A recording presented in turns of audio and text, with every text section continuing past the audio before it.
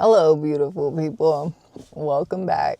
Today, I'm going to talk about something that is very controversial to y'all, and that's okay. And for the people who support this message, I see you. I love you, and I will not stop talking about this. So this will probably be part one of a couple, and I don't know when the other couple will come, but I just wanted to make it quick and brief because it's just a small introduction. So I told you about conspiracy theories and how I believe those. And so one of those conspiracy theories I truly believe, and it inspired me to write this book, Ashes of Adam, right? So there's a couple little reasons why I wrote this book. But Ashes of Adam, what I personally believe is that there is a spiritual warfare against men, and it's done purposefully. And it's done in a manner that it makes it seem that everything is okay, and it's, just these little subtle things that it's not really a big deal, but in actuality, as a whole, it has been done on a grand scale of things, and it has thrown life off of balance. And because of this, because of the feminine men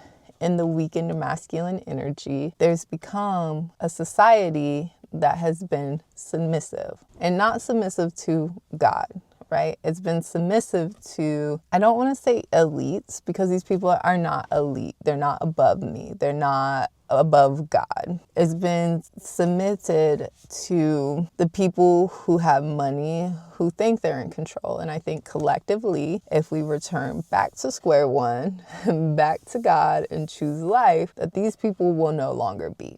But that's for another time, and that's for another video, and that's for something completely else. Right now, I wanted to talk about this, right? There's a couple different things, like I said, going on here. But for the main premise, Adam, right, is the original man. And I spoke on this before. So we're going to want to return back to what original masculine energy man is.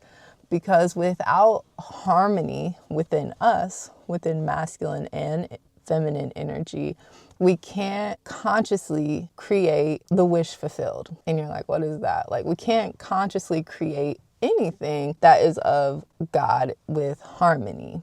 So before meeting my husband and before having kids, I would say I was more on the masculine side. There's parts of me that were still very feminine, very womanly, but I more reside in masculine energy, to the point that I was saying I am him. And I'm sure a lot of people can understand that, right? A lot of people see women doing that, see women like being what is stereotypical masculine energy or masculine. You know what I mean? Like just not being feminine. If this is misogynist, cool, call it that. I want to make it clear that there is without, like, especially if you are into spiritual things like, I don't know, tarot reading and astrology, then you know that there is such thing as masculine and feminine energy that doesn't have to do with being misogynist or stereotypical. You wear a dress, blah, blah, blah, blah, blah, blah, blah. But it's funny that to feminize men, we have men wearing dresses. But for a woman to wear a dress, it's wrong. Like, this is misogynist. But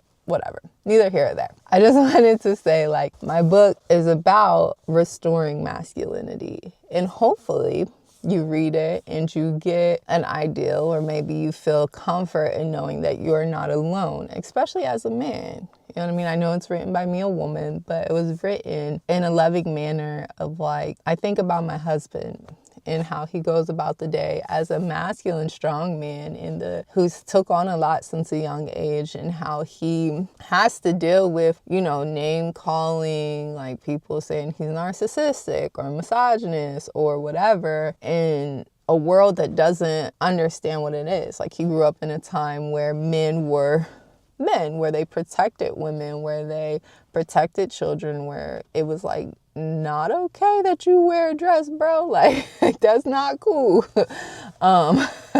So I don't know. We can dig more into it, but I wanted to make this short and sweet, and I just wanted to shed light that you're not alone. Feeling man, you. And if you're too far masculine, it's okay. We'll bring it back to finding that balance, and we'll talk about that later. But right now, you're not alone.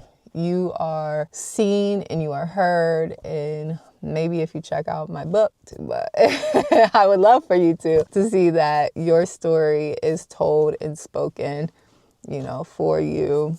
But yeah, with that being said, I love you. God loves you. Check the link in the bio. Peace.